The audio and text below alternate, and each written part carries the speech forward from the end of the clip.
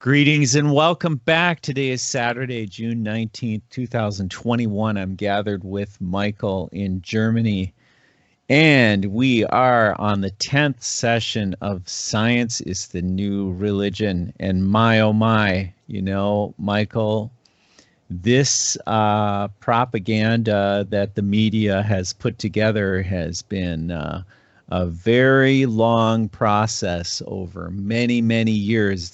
There's obviously some kind of script that is being produced and being unleashed on the common people with common teachings for an esoteric purpose, Michael, and that's the best conclusion I can come to with my research so far. But Michael has put together a very interesting script. And he is working in Germany, and he has a very interesting perspective that he wants to bring to the English-speaking people. So it's great to have you with, Michael. I'm really looking forward to our next session here. Yeah, thank you very much, Brett. Thank you very much for the audience, for having an issue for my not perfect American English pronunciation and the lack of words sometimes, but for that purpose, my brother Brett will just step in. Science is the new religion, question mark or exclamation mark? Your choice. Your choice.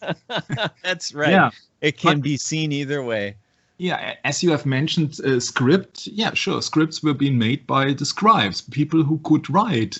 Very rarely people could write in the old times and read. You have to read before you can write, because you... Isn't that interesting, Michael, that the Bible says there's nothing new under the sun, but yet in this scientific world, it is a new principle that we can worship and idolize science as a whole, and follow those people that are bringing us this information and give them praise as if they were God. Yeah. Yeah, science so called. Mm-hmm. It's science so called. Yeah, it just that in the Bible explicitly it says in the First Timothy, I think it is. Science falsely so called, and it's a worldly science. The people in power, or the powers to be, or the rulers behind the curtain, whatever you would like to have, they are getting out the subject with their textbooks, what people shall believe in and what not. Now, these people really decide before you get into the school or the kindergarten. You decide what it is that you believe in. It is a belief in science. You cannot prove many facts, so-called facts. You cannot prove it. You cannot step outside this world, or nobody at home has a $1 million electron microscope or something like that. You simply have to believe the textbooks in the first place. And many scholars also believe the textbooks. And everything else or anybody else will be ridiculed. Ah, that's common sense. That's been known for ages. Yeah, you have to ask questions. If you don't understand the subject, what do? You naturally ask questions. But we are forbidden to raise questions, to raise our arm if we haven't understand it in the first place. No, we are being manipulated and indoctrinated and being seen as dummies. Yeah. Oh, you don't know that. Yeah, but the other people also don't know. They believe they know, but they don't know anything. They believe. It is a belief in science. When you cannot prove a thing, you have to believe. So it's a belief. It's a belief in the system. You know that when water gets hot, it gets vapored. And you know, oh, there is steam. I see steam. Ah, could be hot. Avoid touching it. Avoid drinking it. Yet you can see with your own eyes. You can verify that. You know that it's the truth, because once in a while, as a young child or something like that, you will have your fingers be burned just out of curiosity, right? Curiosity killed the cat, Brett. It's a rhyme. Yeah, and you see that you can prove it, but things you cannot prove. Oh, where is the proof for so-called quarks? You cannot prove it for yourself. You cannot. Well, you know, here it is, Michael. You know, you just mentioned the 1 Timothy chapter 6, verse 20, and I just quick read through this very briefly, and it says after that verse, and I'll cite it now. It is 6, chapter 6? Chapter 6, verse 20. Yeah, okay, and then I can put it in here for the people. Right, and it reads, O Timothy, keep that which is committed to thy trust, avoiding profane and vain babblings and oppositions of science falsely so called, which some professing have erred concerning the faith. So it's really a question about faith. It's a question about what is infallibility? What is infallible in this world anyway? You know, let's get right to the heart of the matter. Let's cut the BS and get right down to it. Let's get strictly to business here. Who are we to put our trust in? Clearly, the Bible says over and over and over, we are to put our trust in God and not in man. Period. It's clear. But those that don't have any faith, they do not turn to the scriptures. They do not turn to the Bible because they see it as a lying wonder that it is today. And it is a lying wonder today because it's corrupt. And a corrupt tree cannot bring forth good fruit. It can't. So you have corrupt institutions all over the place teaching garbage and calling it Christian. My, what a wreck we have, Michael. Yeah, the wreck we have is the wreckage. And it's the wreckage which is the result of tons of misinformation throughout the centuries and even thousands of years, more than centuries. Surely. And now people come to the conclusion that the majority is always right, or the scholars, they know what they teach, or it has been said since the beginning of what else. Sure. They don't ask anything because they take it for granted, because it has been taught in schools, universities, in the so-called media or common sense or whatever you would like for hundreds of years. And nobody dares to answer the question because he thinks, oh, if I dare to answer the question, I will be excluded from society. And that's the thing which happens now with the vaccination. Oh, well, not only that. Participate in society. Yes, you must have faith in what we do with medicine. And this new technology is going to save us. Oops, yeah, right. I was so afraid that I just smashed over the bottle here. Sorry for any disturbance. Well, Michael, you know, you're not doing all of this research and this composition for nothing. It's because we are to profess Jesus Christ before men. That is our purpose in life, Michael, as far as I'm aware of. Correct me if I'm wrong. Yeah, it's just speaking the truth. And Jesus Christ said of himself, I am the truth and the way and the life. And you cannot find any error in the Bible if you are into the spirit of Jesus Christ, so the Holy Spirit. You will not find any error. People will try to mislead especially believers who are just beginning. Oh, but Michael, if you have an NIV Bible, you're in trouble. You're in trouble, yeah. Yeah, you know, this is the real problem is even so, when you read a corrupted Bible, it does give you enough of the picture in order to get a start. And I started with corrupted Bibles through my drunken stupor in this world, okay? And that's really where it's at. I'm not claiming to be some great, huge, high-minded kind of guy. No, the exact opposite.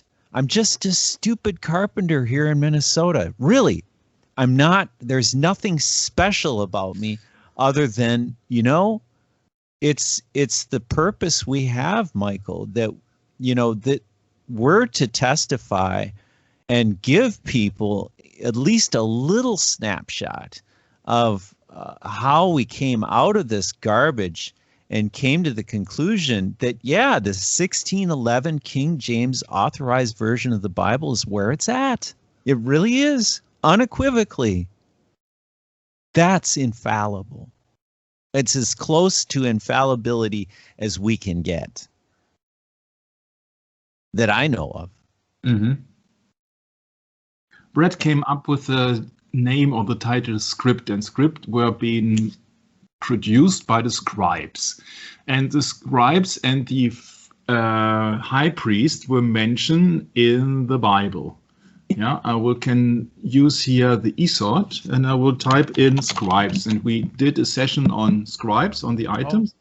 Yeah, yeah. And so then were the king's scribes called on the 13th day of the first month, and they were written according to all that Haman had commanded unto the king's lieutenants. You see, this is Esther, apparently. Sure. Yeah. Yes. It's just the king's scribes. The king's scribes. Yeah. Who are the kings of the earth? These are the chancellors, the presidents, it's the rulers. A political thing, Michael. It's a political thing. Church and state united. Hey, What kind of title would have been given to scholars working with text? Yeah, you see, the scribes. It is here mentioned in Hebrews 5:6-8. Yeah, to record, to inscribe, extensively to recount, to declare, to pen knife, to reckon, to scribe, to speak, to talk, to tell, or a writer, an author. Oh, you can say to frame. Mm-hmm. You can say to frame, because what do we do when we go to school? We get framed. Yes, indoctrinated. Because That's you only get a reward by receiving good grades if you follow the rules, if you follow the guidelines. Correct. Yeah, so you have to remember. You can be a winner, Michael. I was too. You know what? My chief topic in high school was physics, believe it or not. Mm-hmm. I absolutely loved that class because the teacher was great. He was Jewish. He was a wonderful teacher.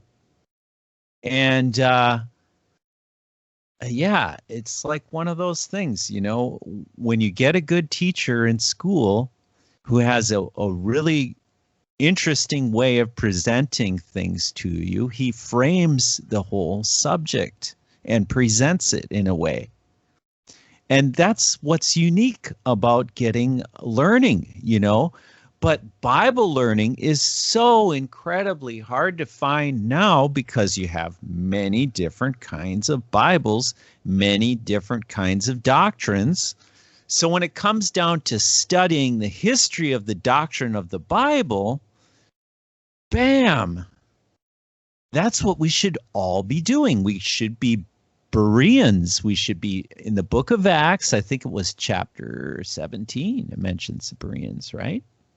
I cannot recall the exact chapter. Yeah, I can't either. But the important point is to give everyone the pure knowledge of what is infallible is a matter of who you're going to put your trust in, and it was how people can call the Pope His Holiness is just beyond me, man. I was talking with an old buddy of mine the other night, and I was actually texting with him, and he was at work. He couldn't talk. But anyway, I think any of us that can recognize the seventh day in Exodus chapter 20 as being Saturday clearly can see that our modern day church is in big violation of some serious principles, man. It's just obvious. So scribes in Greek is grammateos, grammatioxy. a writer, a professionally scribe, or a secretary, a scribe, or a town clerk. So these were the people who were writing the happenings and everything else which were being then proclaimed from Greece, 1122, Grammateus. So we haven't done anything of the script so far, but this is also a script because you have to, you cannot recall everything from memory. Sometimes you have to have notes to rely on, and these are the notes for the current 10 sessions. It's about this subject.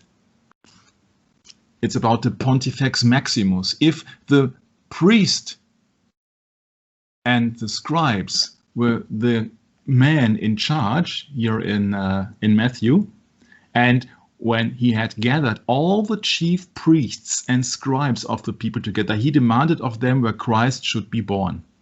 Yeah, so it refers to Christ, the chief priests and the scribes, and who is the supreme chief of the priest. The supreme chief of the priest is the one who has, in my humble understanding, the most knowledge. Otherwise, he would not be the chief priest. And in this world we have today, there is a title of him which actually results from many, many, many years ago, centuries ago, thousands of years ago. It's been called the Pontifex Maximus. And by the name alone, if you don't know anything of Latin language, you see Maximus. Yeah? There is nothing better than a Maximus. It's not minimal, it's maximal. It's the absolute maximum. Yeah? He demands to know it all. Yeah, the master bridge builder, right? Yes, and this is the Pontifex Maximus from Wikipedia, the not-so-free encyclopedia, because Wikipedia actually, I saw a very interesting German video about that. Wikipedia uses a hierarchy, so if you like to alter a comment or a subject or something else, it's not that easy. I tried it several times and I failed miserably because it was not accepted, and it was just about a car dimension, a car size, which I found an error on Wikipedia, on the German page. Yeah, such a minor issue. Yeah, no. Not everybody is allowed to alter Wikipedia.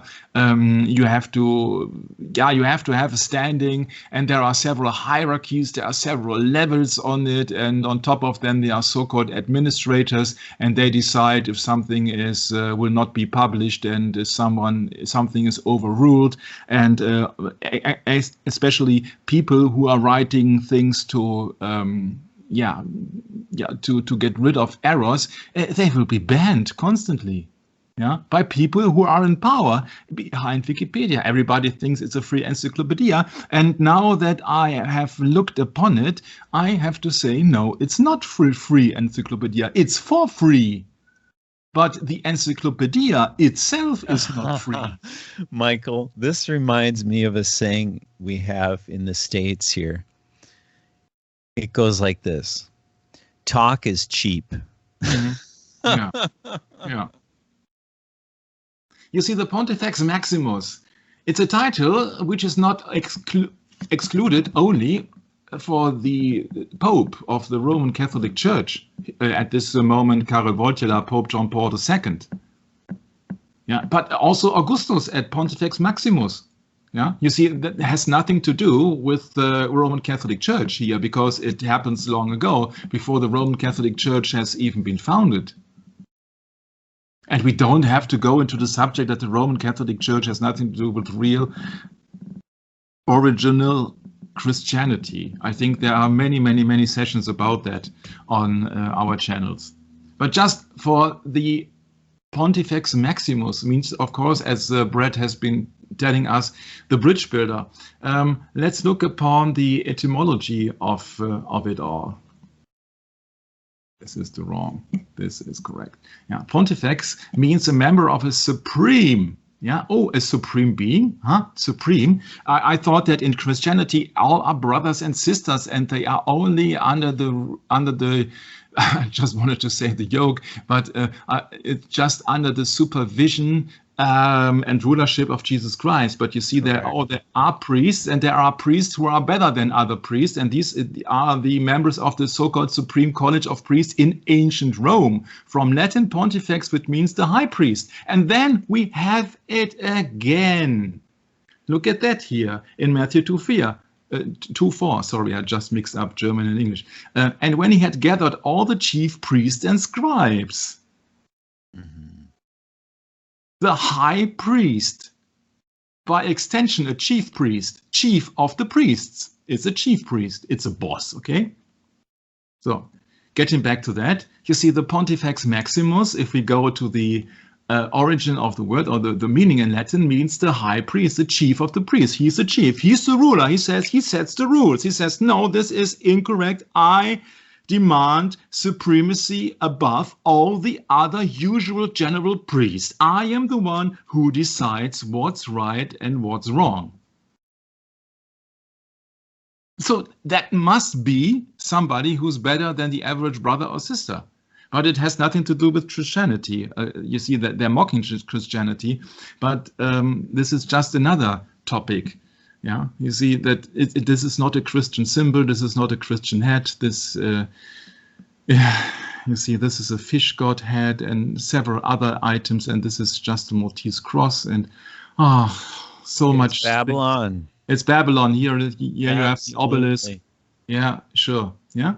From ancient times, they moved that obelisk from ancient Egypt all the way to the Vatican. Absolutely correct. Yeah. It's incredible. It's incredible that people they use occultism in the Roman Church. I mean, it couldn't be more obvious. It is so prominent, placed there on the place before the St. Paul's, or what is it? The Peter's Dome in. I'll tell you what, though, Michael. When you're a youngster, you never think about these kinds of things, and you know it's so easy to get drawn into these hellholes, man. I went to Rome. I visited Rome in 1989. You know, I've talked about that numerous times, but. You know, you just don't think about these things until, you know, well, maybe you do a little bit. I think I thought about it some, but you get carried away with the art and the beauty. See, that's how they get you every time. Yeah, that reminds me of Genesis 3. And the woman saw that the fruit was good and it was pleasant to the eyes. Pleasant and a tree to make one wise. Huh? There you go. Worldly wisdom. You get really rich when you hang around the Pope. Why is that, Michael? Why is it that everyone that hangs around the Pope gets filthy lucre? Yeah, it's just very simple. You see that, just draw in Google or what else search engine you're using. You look for the Vatican. Yeah, you look for pictures, for example, and what do you see? Or the sheer size, the glory, the gold, the statue. Oh, absolutely. The architecture, Michael. Architecture. The symmetry, the perfection. Yes. Yeah, but you see that, like these people. The art, the painting. Wow. See, the dazzle. Yeah. Totally, what can we say? Enchanted. What's the other word? Enchantments and can't think of it right now. Yeah, you got to the obelisk. Oh wow, the serpentine. Yeah, I have a photo of that too that I took myself. I was there. I can prove it. Yeah, I just believe you. That's not the big deal. It's just that the people are being fully acknowledging the beauty and the concept that people are being blinded by the light. But the light, you know, it's interesting, Michael. When I was at the Vatican, we were only there for a day, and we went to the Sistine Chapel, and it was closed for remodeling. And you know, we didn't really know. I never knew about St. Peter's Square and the Basilica. St. Peter's Square. Because if I did, Yeah. You better believe I would have visited there. I would have wanted to go in there. And God forbid, you know, I am so glad I didn't, you know. It was bad enough. Let's put it that way. What I saw there was bad enough. Didn't need any more of it. Yeah, Carol is, in my humble opinion, is the Polish version of Karl, which is the German version of Charles, which means Charlemagne.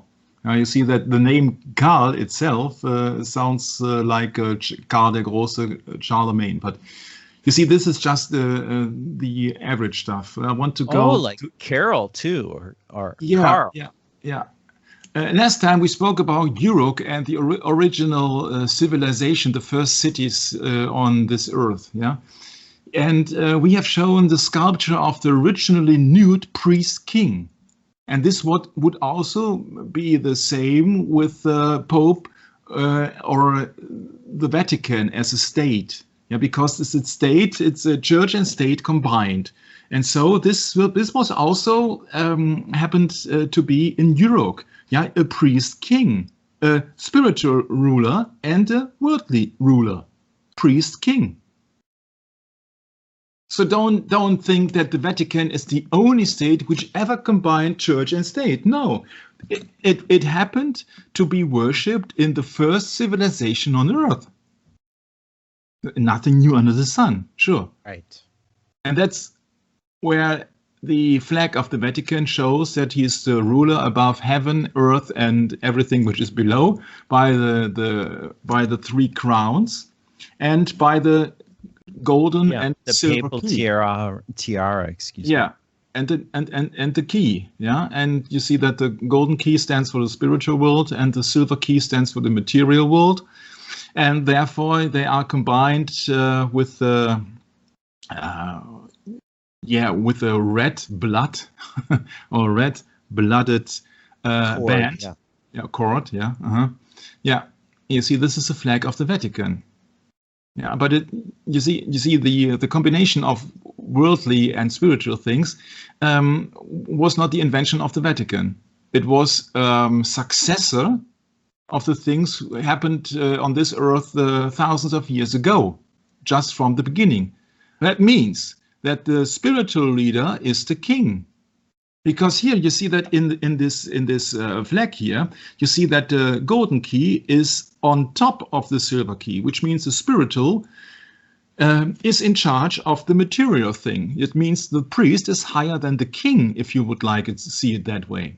That means that the high priest, or the Pontifex Maximus, the bridge builder between heaven and earth, or between heaven to earth, or received his orders from heaven to rule on the earth, you can see it both ways. It means that the spiritual content of his rulership is much more powerful than the material or the visual appearance of him.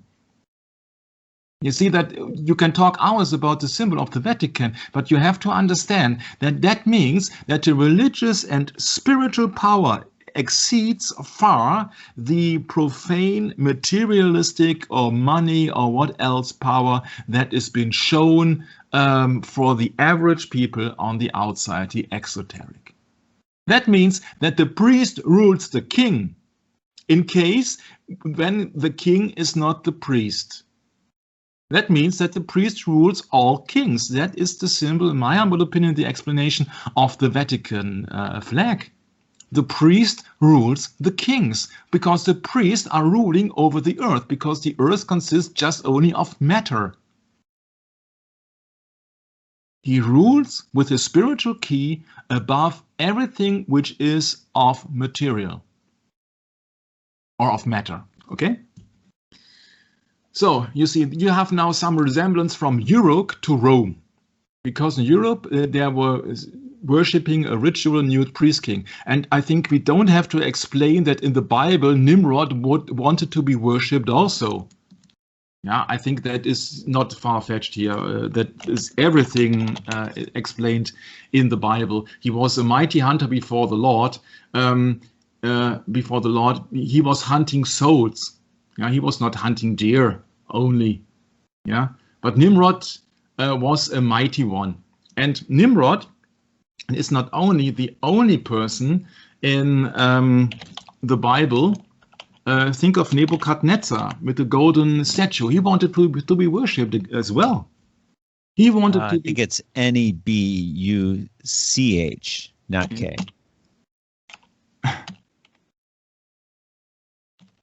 In English, yeah, okay. And CHAD, Nebuch. Yeah, okay. There you go. Yeah. Yeah, there was somewhere there is a golden idol which should be worshipped, a statue. You see. Yeah, where they have to be bow down. You can ask Daryl; he can tell you it's in the book of Daniel. Michael. It's in the book of Daniel, but I don't know where it is here. Yeah, you see that. Chapter 2, I think. Yeah. Yeah. There it is. Whoops.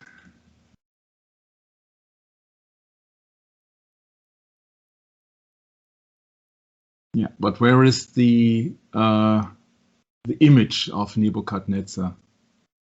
But nevertheless, you see, you get the picture without the picture. You see that we do not want to. I don't want to spoil so many precious time. Nebuchadnezzar image of gold. There it is. Yeah.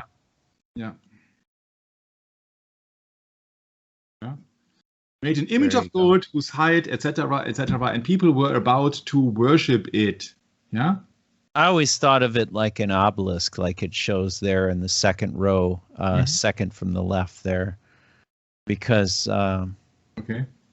Yeah, because in the Bible it's basically 1 by 10, so only one section wide by 10 high, so that's really skinny and tall, just like that. Yeah.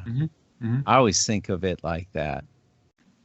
So essentially it's the same thing as a church steeple you see today. I mean, the fact that people want to see a steeple on a church, it's a sad reality, that it takes a lot of time to study and to come to these stark conclusions that are very hard to come to. Most of us don't want to come to these kind of conclusions because then it means everything we've been taught is wrong. But sadly, I've come to that conclusion, Michael, that, again, not everything, but darn close. Okay? Darn close to everything. We have to till the field, the soil, which is, this ground has been cursed on earth. We're not living in heaven, Michael. Yeah, we're living closer to hell than heaven, actually. That's what you mean, because he erected the image afterwards. Yeah, so, whose height was 60 cubits and the breadth thereof 6 cubits. Yeah, you see that this. Sure, 60 cubits is much more than 6 cubits. Yeah. Yep. There you go. Very tall. Yeah. So it's 60 to 6. See, so it's very tall. 10 to 1, whatever. Yeah, 1 to 10, 10 to 1. Yeah, correct. Yeah. Yeah, this is the people. Yeah, this is also the thing that the golden image. It's a golden calf. It's nothing else, actually. Yeah, people want to worship. Okay, the golden calf was not alive, but either way, if you are worshiping an idol, okay, the Catholics don't recognize the second commandment, but that's the trouble with the Lutherans too. It's not just the Catholics. Yeah, sure. And I think the weight is a lot heavier on the Lutheran Church right now than the Catholics, by the way, because we knew the truth. We had Martin Luther testify to that, and people will accuse Martin Luther of writing this book against the Jews. I want proof of that. I don't believe it. I'm sorry, but I just don't believe. Yeah, man is infallible. It's Martin Luther was not the Pope. He was not. No, he wasn't the Pope, but he stood against the Pope and said, "You are the Antichrist." And the whole world recognized it, see? Yeah. That's what's important here. Yeah, it was about the time that he could do so, but now we live in another time. Yes, exactly, Michael. So we have a much different set of obstacles that we face on the road here to our salvation through Jesus Christ.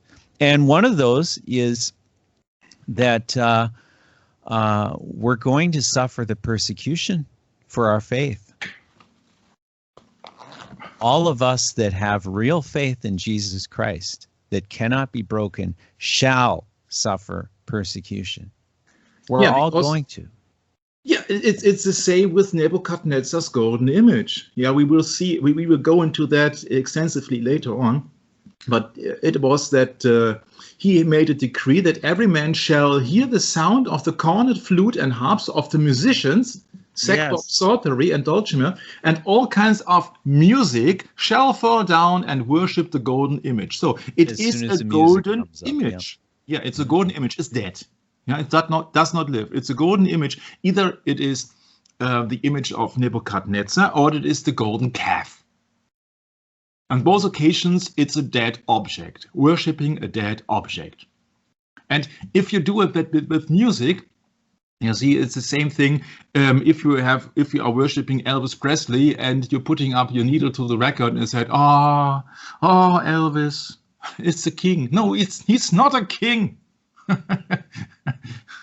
He was just a poor singer who shot the car of his girlfriend, and I don't want to go into all the things. And I did it extensively in the Christopher Lee sessions, I think. Yeah, you see that people also call Elvis Presley the king. Can you see the similarity? That they are worshipping an image, the image that the record media, satanic media, set up for Elvis Presley to be worshipped. Worship Elvis, please buy his records. So that all the merchants of the earth can be waxed rich. Well, there you go, Michael. You see why you don't get any truth from the musicians nor the media that much, if any at all, because they have to serve whom they have committed themselves to. Remember the scripture, choose this day whom ye will serve. You cannot serve both God and mammon. What's mammon? Well, we're living in a system of perpetual debt today, aren't we, Michael? Yeah, we did more than 100 sessions on the satanic media agenda, going into both actors as well as musicians. So I think the point is quite clear. Mm-hmm. So let's get back to this thing. We already managed one page. You see the similarity that the priests are ruling over the king. Yeah.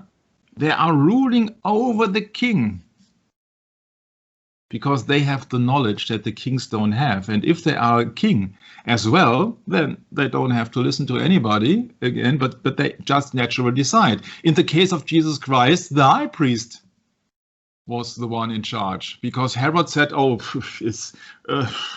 do what thou wilt with him. I don't care. I'm out of it. I'm washing my hands in..."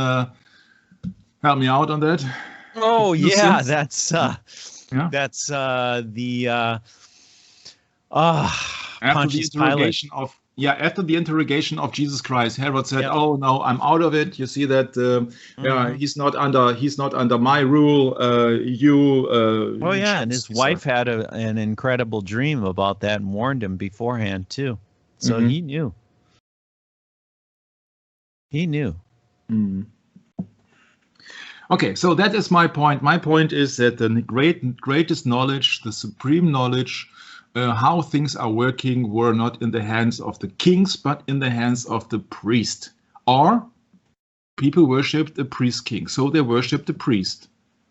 And this is a sexual right. You see that it's quite obvious. Yeah? Otherwise, it's okay. I agree that in Europe or in Iraq, it is very hot. But that does not mean that the people have no money or no possibility to wear or buy clothes. So this is a sculpture which is today in the Louvre Museum in France. And I don't have to go into the architecture of the Louvre Museum. I think that stands on its own. This pyramidal structure there, okay? So let's go again. My point is that I say, from my experience, the priests know much more than the kings, just because of the reason that every king lives just in his material kingdom, which means that he suffers death sooner or later. So, and everybody, usually, especially if they are not in the Christian belief, are afraid of death.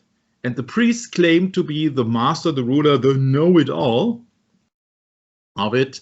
And so the king will ask the priest what he has to do to make it to the afterworld, afterlife, infinity, so-called heaven, and somewhere else. It's really depending now on which country and which time, at which period you are then referring to. But you see that the priest always stands above the king, which means that the spiritual world is above in a hierarchy and above in a region. Okay, it's far above, as above, so beyond. It's just the worshipping of spirits. You see, they are not worshipping this idol here. They are worshipping the spirit behind the idol, or the spirit of the idol. Okay, so the Pontifex Maximus means Latin for greatest priest, was the chief high priest of the College of Pontiffs, Collegium Pontificum in ancient Rome. The most important position in the ancient Roman religion, open only to patricians until 254 BC. BC? Interesting. I would like to see that source, because usually people say that Caesar was the first Pontifex Maximus, happens to be about 50 before Christ.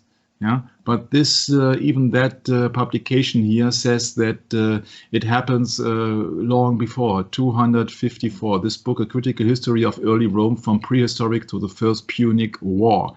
This, according to Wikipedia, claims that it is, or it was happening 254 before Christ, or in the usual terms now, before Common Era, huh? We dealt about that last time, huh? Pontifex. Yeah, it's page 138. Pontifex means bridge builder. Yeah, bridge builder. Sure, we know that it's a bridge between heaven and earth, and as well, you know the bridge from the Freemasons, or the Jacob's ladder. Yeah, you see, you have then what's an image, an example what actually bridge is being meant here. Okay, so he claims in that book it's 254. It was the greatest priest in ancient Rome. Rome was founded, I think, 750 before Christ.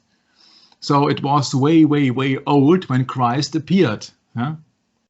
And so you see that this had nothing to do at that time with Roman Catholic Church. Either if you go down the path to 250 before Christ, or you go down the path with Julius Caesar, where we have the month July still from, to worship Caesar. Nobody cares about that, and I think everybody's glad when July arrives because of the heat, or holidays, some holy days. Oh, great. Maybe it's also not a coincidence that the holy days are in July, but don't know. The point is, before the Roman Catholic Church was founded, hundreds of years ago, the title of the Pontifex Maximus was a commonplace. Yeah. So the bridge builder means actually that he combines the spiritual knowledge and the worldly rulership. Yeah, and it was for the Bishop of Rome. This is correct here, because the Pope didn't exist then. Because before Roman Catholic Church was founded, there could not be a Pope, because the Pope actually refers to a Roman Catholic Church, which means Papa, which is forbidden in the Bible. But you see that many people do not read the Bible. Yeah, you see, priests, Pontifex Maximum. Yeah, Maximus. It's the best. It's on top. It's supreme. a supreme being of the Freemasons could also be the Pope. Just making a hint here, okay? So the etymology of Pontifex is uncertain. Ah, okay, interesting, huh? Uncertain. Such a common use word is uncertain, but the word has been used since Roman times. Yeah, long before Catholicism. This appears to consist of the Latin word of bridge and maker, the maker of bridges. Sorry. However, maybe also for the Etruscan terms, could be related to that. But nevertheless, you see that it was the high priest. Either way around, he was the high priest. He was the supreme beast. Priest, not beast. But you don't have to mix it up. If you are a supreme priest, and it could not happen in Christianity, right? So it must be something of paganism.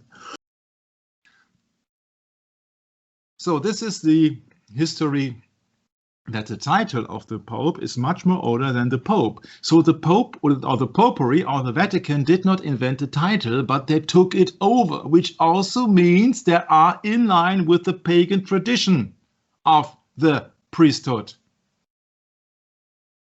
You can tell me no reason why a Pope, if he would really be the replacement of Christ, if he would really be the replacement of Christ, why would he bear a title which was given hundreds of years ago to pagan priests? You see the contradiction? If there is no contradiction, then it is not Christianity. It is not the truth.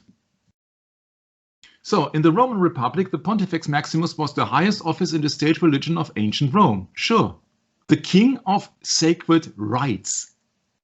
According to Livy, the overthrow of the monarchy, the Romans created the priesthood of the Rex Sacrorum. The king, the Rex, you see, Inri, it is justified to kill heretic kings. So Rex means king. The king of sacred rites, sacrorum, sacred.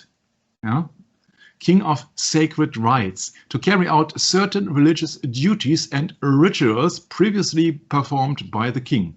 Once again, you see, previously performed by the king means rituals from the worldly rulership has been combined to perform by the Pontifex Maximum, the highest priest. So the highest priest takes actions which belonged to the king. Once again, a proof, in my humble opinion, that the priest king is superior to the king alone, because he knows the spirit. He has the spiritual power. He holds the spiritual key. Okay, the other things is not so interesting because it's just Roman heritage. Julius Caesar became Pontifex in 73 and Pontifex Maximus in 63. I have to look it up. I don't know if that's correct. I think it could be right, but I'm not quite sure. So take it with a grain of salt, please. Okay, but you see, 63 BC. Yeah, I love the way you say that, Michael. Take it with a grain of salt, please. And sure. That's interesting. You know, when you do these historical researches, you find that there are so many different versions of the story. Who to trust? Sure, but we know for sure that Julius Caesar wanted to be worshipped as a Pontifex Maximus, as an emperor. Oh, absolutely. As a god, a descendant of God. I just find it that the further we go back in time, the more grandiose and mythical it seems the history gets. Yeah.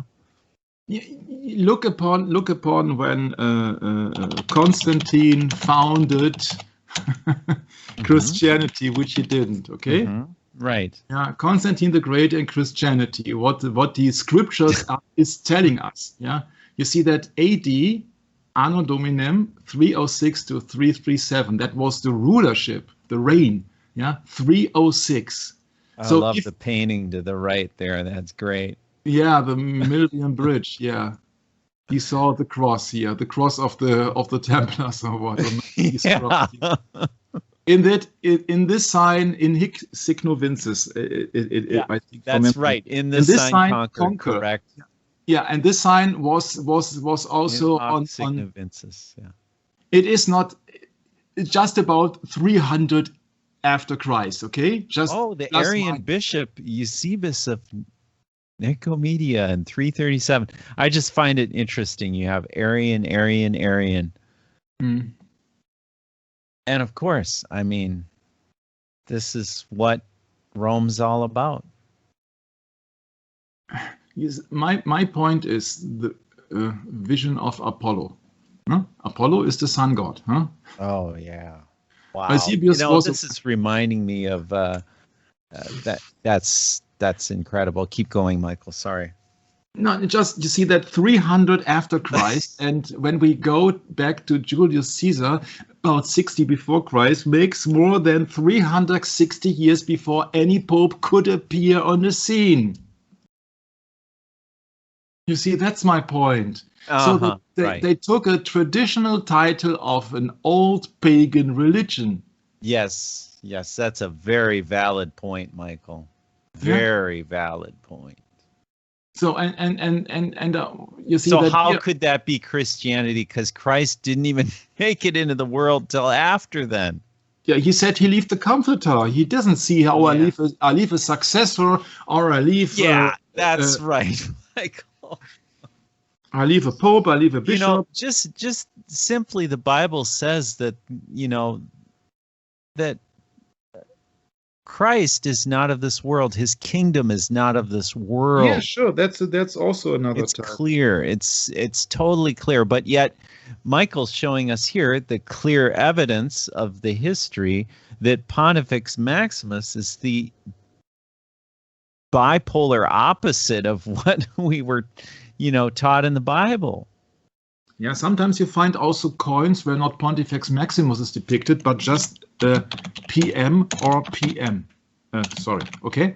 Uh-huh. That also means Pontifex Maximus. So just in case people say that, oh no, it doesn't stand there, but you see that you can you shall do your own research. If you type in Julius Caesar and then PM and then coin, for example, maybe that will, yeah. So you see that will pop up instantly. Sure. Yeah. Yeah. There you got it. No? PM. Okay. Okay. Yeah. So Pontifex Maximus PM. Okay. Oh, with the crescent moon between it. Yeah. Wow. Interesting. Say again. Well, that image you just had, there was a crescent moon in between the P and the M on the side. Yes. Oh, okay. MMXXI, that would be 2021.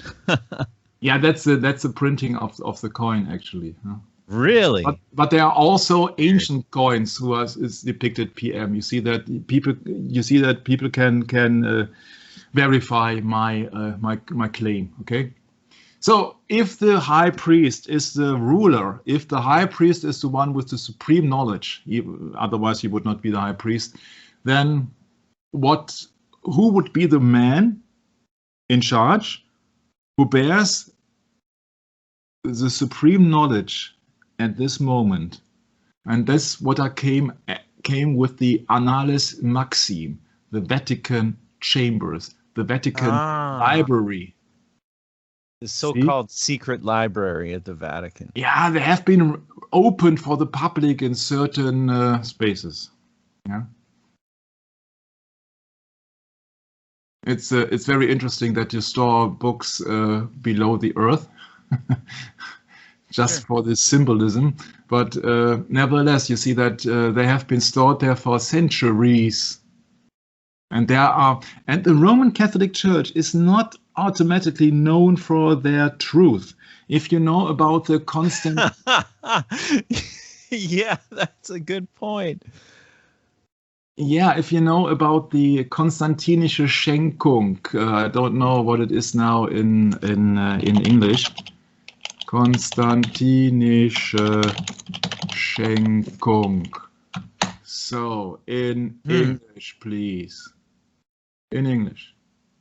The donation of Constantine yes, of is course. a forged Roman imperial decree by the 4th century Emperor Constantine the Great. So it began with a lie. Right, of course. It began with a lie. Oh, but it's an official lie, Michael. We can't question the officials because that's how we get our debt currency, Michael. Okay, then I will. I'm just quoting Wikipedia. Wikipedia says, the all-wise Wikipedia says, it is a forged Roman imperial decree by which the 4th century Emperor Constantine the Great, we know of Constantine the Great, who has sown the sign in hic signo vinces, or in hoc signo vinces, yeah, and was supposed to be the founder of Christianity in Rome. And he forged an imperial decree. And this was not the only time that somebody out of this church in Rome forged a decree. Oh, so they actually admit that it was a forgery, of course. Yeah. Of course. It's just like, let's take and put this in a modern context. In political times here in the United States. Saddam Hussein had no weapons of mass destruction, yet our entire nation was led to war on the premise that he did. Yeah, because you see that Great Britain said that, oh, these missiles can harm our civilians, and they can be here. I don't know. Within 2 hours or something like that. I cannot recall it at the moment. But you see that also the British intelligence claimed they had proof, and they didn't. Yeah. They just make false claims and get away with it. Truth in this world depends on the person who speaks, who has the word, who has the authority. Their truth depends on it. It has nothing to do with absolute truth. Oh, yeah. Wasn't there a quote by Henry Kissinger that went something like this, that it doesn't matter what the truth is, it's what is perceived to be true that matters. So as long as he can get the public to perceive it to be true, then they have carte blanche to do as they wish. Yeah, sure. When I was in school in the 1970s, teachers taught us that Christopher Columbus had discovered the United States or America in general. If you look it up on Wikipedia, oh no, it wasn't Christopher Columbus. There was hundreds of years ago. But you see that our teachers told us. I think that gets something out of the authority of my teachers away, huh? Doesn't it? Yep, it sure does. And I can remember that my religious teacher actually told me that, no, the history with the demons expelled from the guy and then drove out in the herd of pigs. This is just a fairy tale. Yeah, my teacher of religion in my elementary school told me that. It's just a fairy tale. Okay. It's just a fairy tale. Cannot happen because the distance between the lake was more than, I don't know, 40 miles or something like that. Oh, cannot happen. It's just an allegory. And he was also the head of the Maltese service station here, which are collecting blood. They are collecting blood for the purpose of society to give it away to hospitals. Yeah. He was the head of the Maltese service in our town, and he was my teacher in religion, and he told me that, oh no, this is just an allegory, you cannot take it word for word what's in the Bible. And I was highly disappointed from my teacher at the age of 9. Sure. I said, how can you say something like that? That's in the Bible. Yeah. Okay, so we know that the people who are claimed to have the supreme power is the Pontifex Maximus. It's a high priest. And nowadays it is the high priest which also rules a complete state. It's the Vatican, who has ties to every societies and also secret societies. And now my script is crashed. Societies in the world, according to the Global Vatican. That book that Tom Fresso reviewed. And so it would be very interesting to have an eye on the Vatican libraries if they would really open all the things they have. But I am very, very afraid they won't, because I think there are many secrets hidden there which are not supposed to be ready for the public. Yeah. And that was my combination or my train of thoughts here when I looked upon the Pontifex Maximus together with the naked chief king or priest king from Europe. And then I thought, okay, that's very interesting that it is, I have to skip to 150 here. It's very interesting that these priest kings from the beginning of civilization, they combined both the office of priest and kings.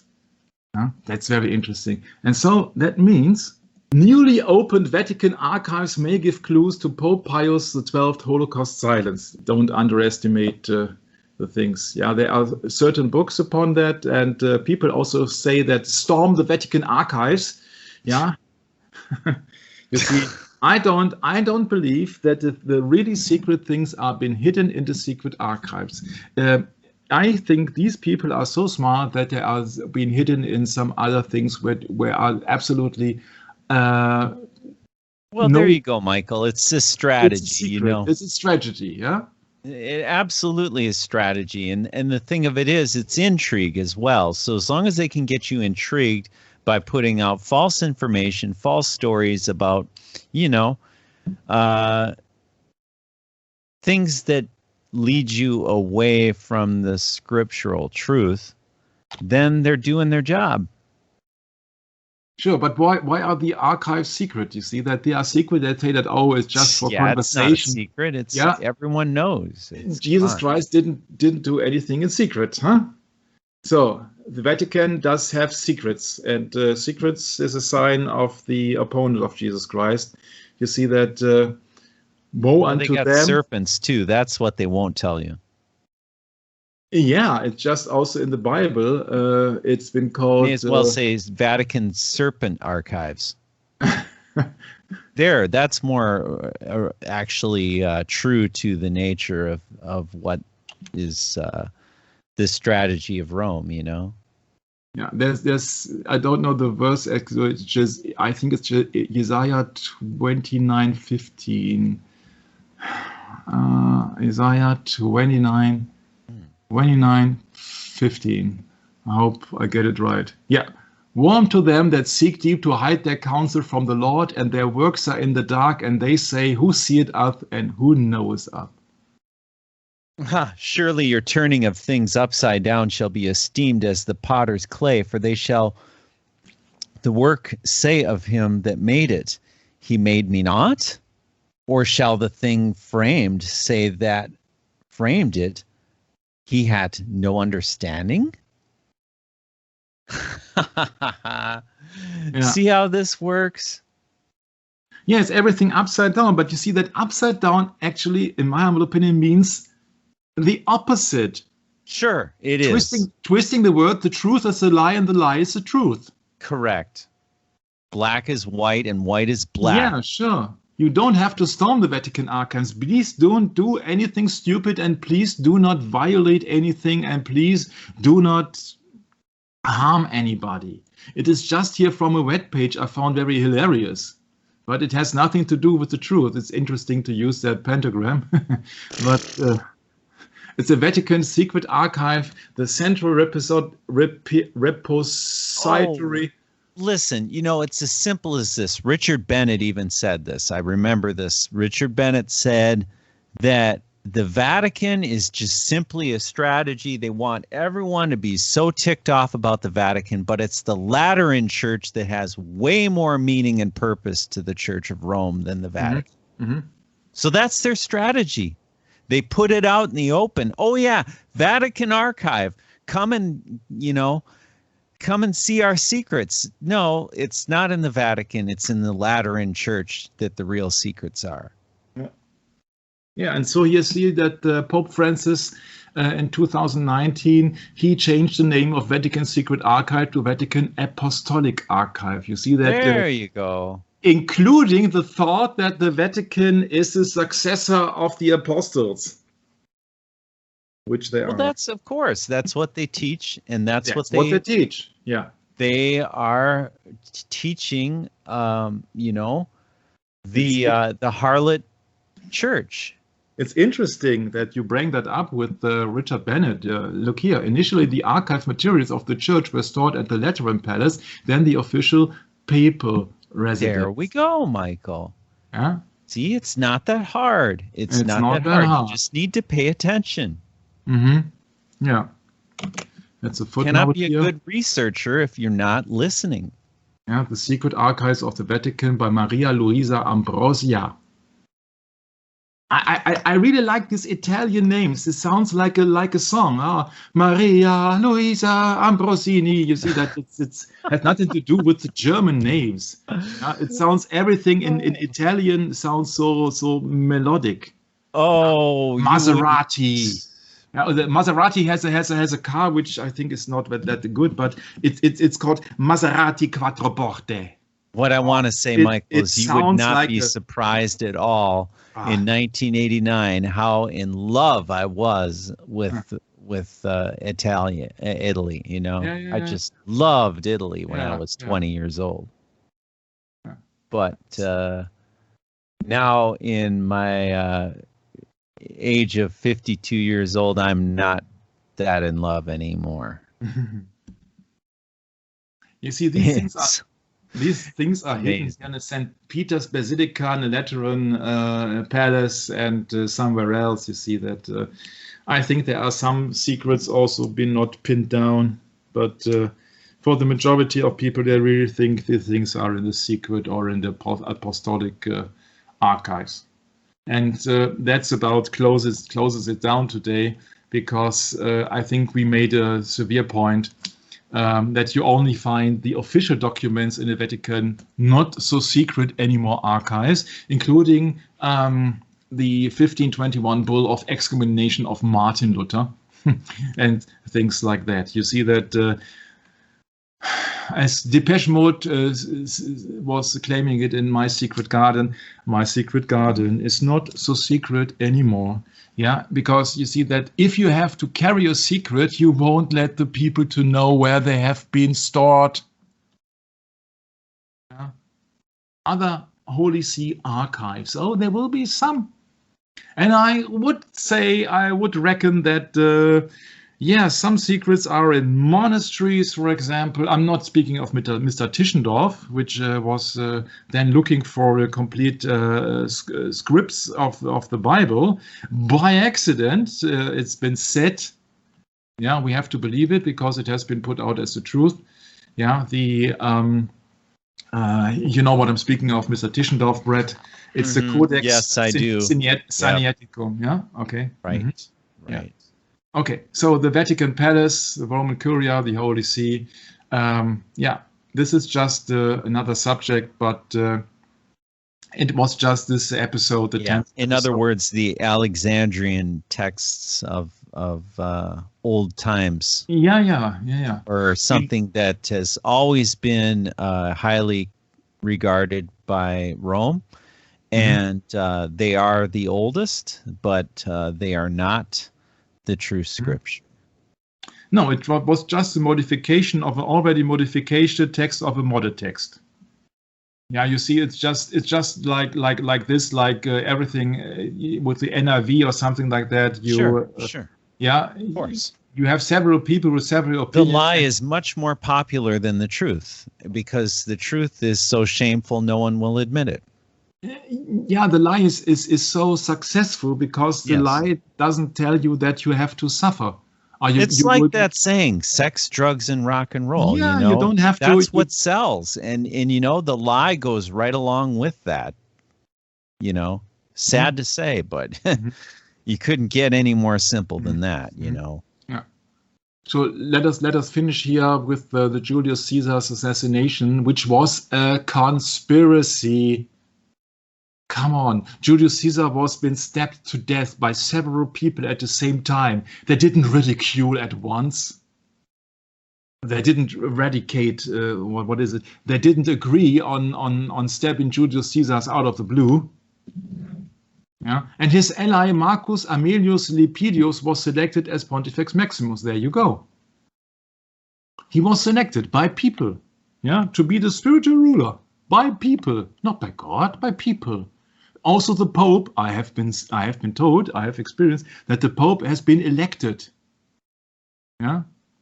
So it is not a succession like they claim it's, oh, the succession from the apostles. No, the apostles, please correct me, Brad, I have not read about a child of so-called Saint Peter or of Paul. I haven't read about that they have a line of a family tree or something like that. Yeah, right. Yeah. Yeah. I know that people claim that. Let's put it this way, Michael. The teaching of the Church of Rome is all about the flesh, has nothing to do with the spirit. Yeah. It's all about the flesh. Yes. The early Christian emperors, no. So the early Roman Catholic emperors, including Constantine the Great, and the rest of the Constantinian dynasty continued to use Pontifex Maximus. Sure, it is. Yeah, it is in Rome. It was green. In Rome. It's witchcraft, right, Michael? It's bright green. Imagine that. Who was it that used sorcery to bewitch the people? I use light green because light green means that nature is dying. Yeah, and light green is some of the most favorable colors in witchcraft. There are certain. I believe that there are certain colors who have a different meaning in every context, and the line of things or the method that I have learned that green stands for money or prosperity. Oh yeah, and you have the green agenda, and you have all of the green movement, and all this. Also have the greenbacks. Crap. Yeah. The what? The greenbacks. Yeah, greenbacks. Yeah. Of course, currency. Yeah, look at the currency of the United States. Huh? Great. Yeah, that's really where it's at. So when nature is dying, when nature is dying, something it began to pale. The color begins to fade. Yeah, and if you have a dark green, which stands for nature and prosperity and health, something like that, and when nature is dying in the autumn, the color of the leaves are changing, and the color fades away. So if something fades away from a living organism, the color begins to disappear. That's why I use this highlighted green to say, oh, that's a lie.